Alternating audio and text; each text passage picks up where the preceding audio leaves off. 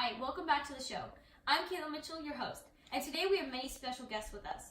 Our first guest is Jonathan Harker. So Jonathan is represented in the book Dracula by Bram Stoker. For those of you who don't know the book, it's basically a vampire gothic novel, and no, it's not the Twilight Saga. In the book, it is written through different characters' journals, and one of the first people shown in the book is Jonathan. So here we introduce Jonathan Harker.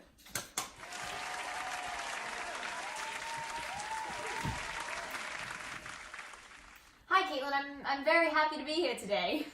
Hey, how are you today? Oh, well, So I have a present for you. Oh. So I got you glasses because you're obviously blind. Excuse me? What was it like ignoring all the signs on your way to Dracula's castle? There was multiple times where it foreshadows your doom, and yet you completely ignored them. Okay, well, first off, what was I supposed to think? No one talks about Dracula. A lady gives me a crucifix, and I'm supposed to just think, oh, vampires. Well, according to your journal,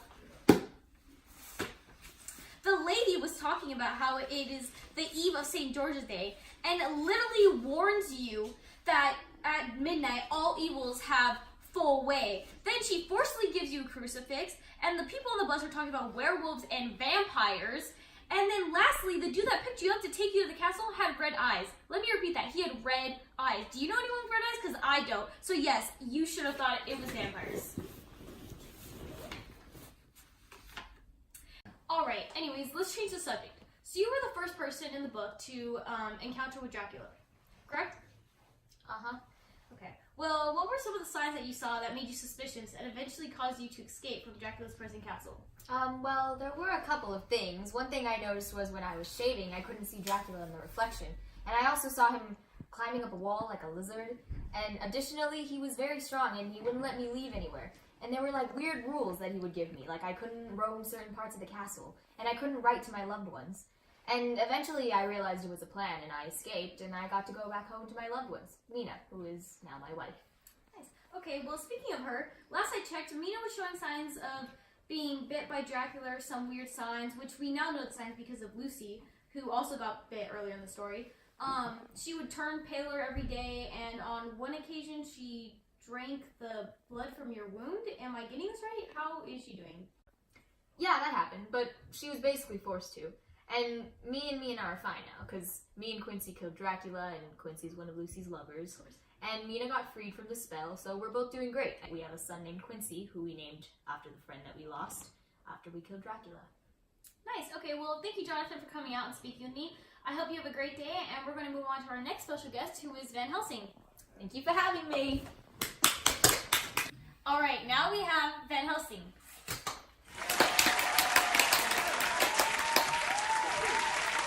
Hello, Van Helsing. I heard you are a skilled doctor, philosopher, and a metaphysician. That's very impressive.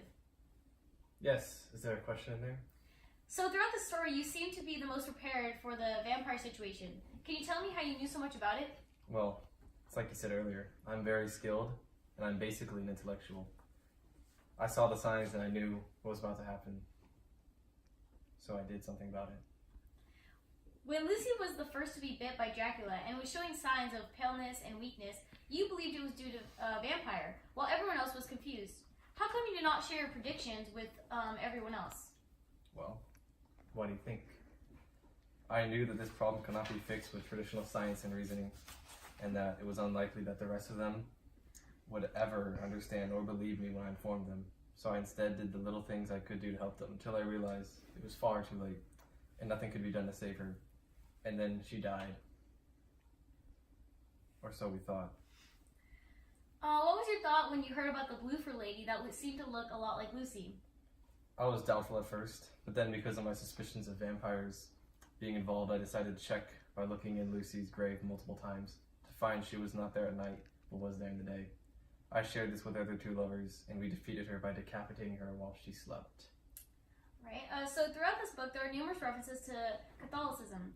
What is your role in this great theme of religion and good versus evil? I'm extremely religious, and I constantly practice while also helping others. For example, I would aid Mrs. Mina Harker by giving her blessings in order to protect her.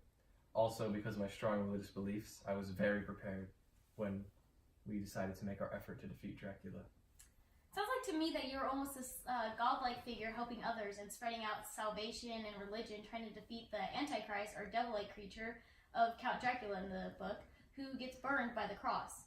Also, I have noticed this connection between Catholics who drink wine to represent the blood of Christ in order to give them life and strength, in just like a way how vampires or the Antichrist in this book would drink human blood in order to give them life and strength, which I found actually very interesting.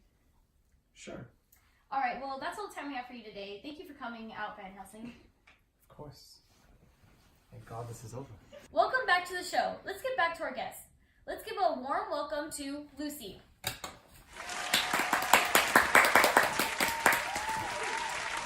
things first, I have to address the situation with the children, Lucy. You know that you're basically a pedophile. You are on the list. The blue fur lady? What sort of predator name is that? You are no longer allowed to be within 500 feet of any school or any children's establishment, which isn't much of an issue since, you know, you're dead. It's not my fault. I was a vampire when I did that. I did not have any control. And plus, where were you in that state, as everything is a bit perverted. In a way, the opposite of my persona came out as I turned into a vampire.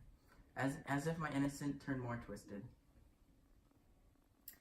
I'd like to talk about your role in the book. Now, Lucy, you had a very crucial role in the novel. You demonstrated the signs and the process of turning into a vampire. How did you feel when you were going through this process? I felt very weak, and I was turning very, very pale. I feel my love as Dr. Seward and Arthur gave me some blood, as you know. Yet, I still got multiple blood transfusions afterwards. However, it did not fix any of my health issues. After it progressed, Van Helsing did not have any end in sight or a resolution for my problems, so then I later perished. Yeah, we get it. You're a hottie that everyone wants. So you're telling me that you got at least 4 blood transfusions and it still didn't fix you? Your body should have somehow popped since you were given so much blood. Anyway, in the novel you seem to be portrayed as a sweet, young, beautiful, and virginal character. Could this have been one of the few reasons why Dracula chose to attack you, since these qualities may deem as an easy victim in this case? I believe so, as I was an easy victim to Dracula. The circumstances and how I ended up in this situation are major factors to the plots. This sleepwalking for one, well, is one major reason I was such an easy target, due to my unconscious states and inability to fend for myself. And also, my looks. I mean, what man wouldn't want to resist me?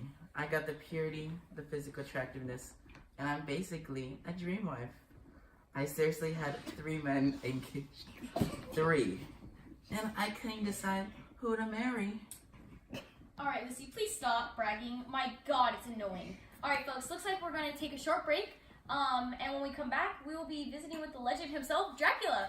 Thanks, Lucy, for coming out. Thank you.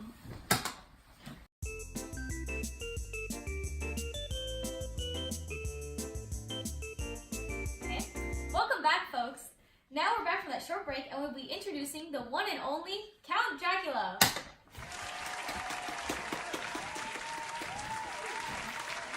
Thank you for coming today, Count Dracula. Okay.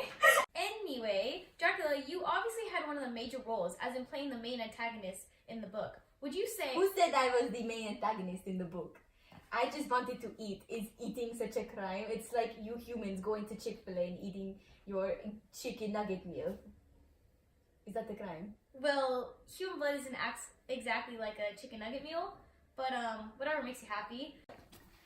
I'd like to talk about the good versus evil in this novel as well. It's clear this is one of the main themes within the book, especially with you and the characters. Ah yes, my enemies. They believe my doings were very wrong through my encounter with Lucy. It motivated them to pursue and end me. They saw my work and immediately considered it to be terrible. Why blood, though? What is the symbolism behind that? Are you very anemic? Can you feed off, like, plants or something? Well, you see, humans need blood to live in order to thrive and just be alive in general. While for me, I need this blood in order to be strong and, in a way, suck the life force out of them. Okay. Well, folks, looks like this is time to wrap things up. Thank you for all my guests for showing up, and have a good night. Thank you.